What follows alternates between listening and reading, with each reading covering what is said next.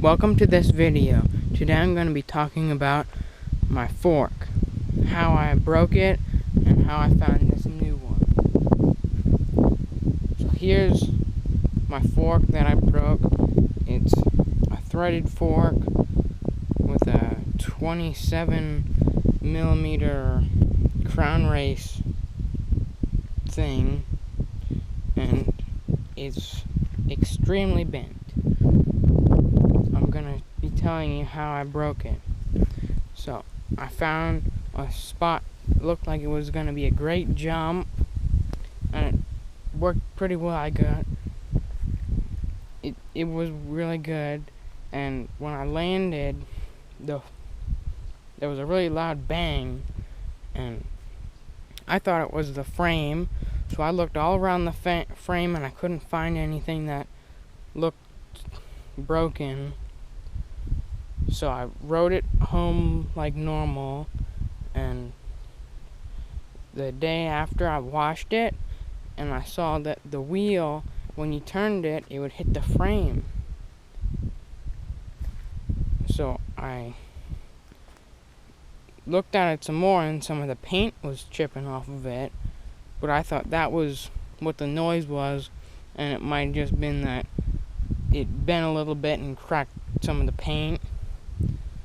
But when I took it for a bike ride, the fork was like really weird. The wheel was down like way in front of the bike, and I did a bunny hop, and it just bent the thing down really bad.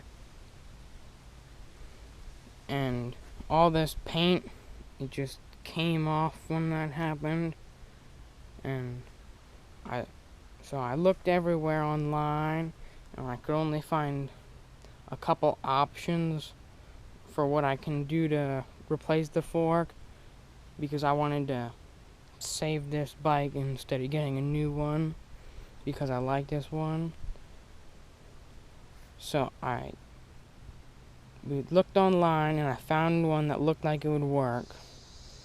So I ordered it, and it took like a week to get here, and I opened it up.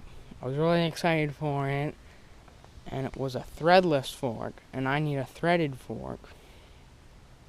So we returned it, and we started looking at bike shops and bike shops' websites, and we couldn't find a fork that was fit that didn't have suspension, and I wanted to have the rigid one, because suspension, I don't really like it.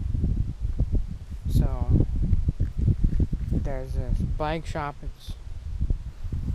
We go there a lot to get our stuff, and they just moved shops, and they had two of these black threaded forks there, and they're really nice. They cut down the steer tube and pounded the crown race onto the fork. So all I had to do was put the bearings in, then put the top cone in, then put the two nuts on the top, and I could just throw my stem in, and then it was good. So it was really nice at that bike shop. So that's the story of my fork and fork problems finding one.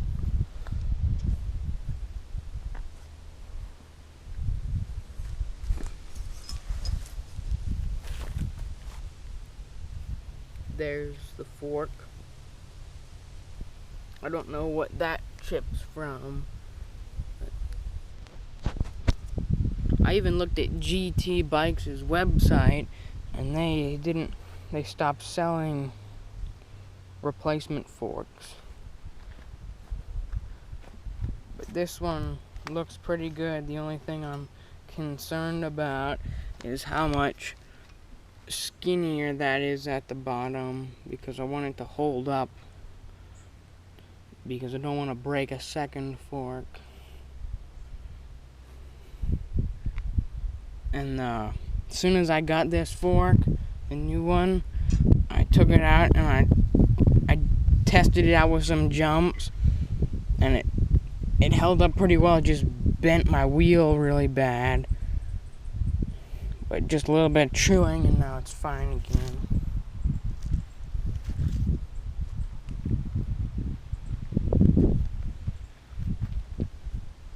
There was a big, not that big, but there was a bend in it that was noticeable. But what's nice about not having front brakes is if you bend your wheel, you don't need to worry about your brake. You just need to worry about bending your back wheel.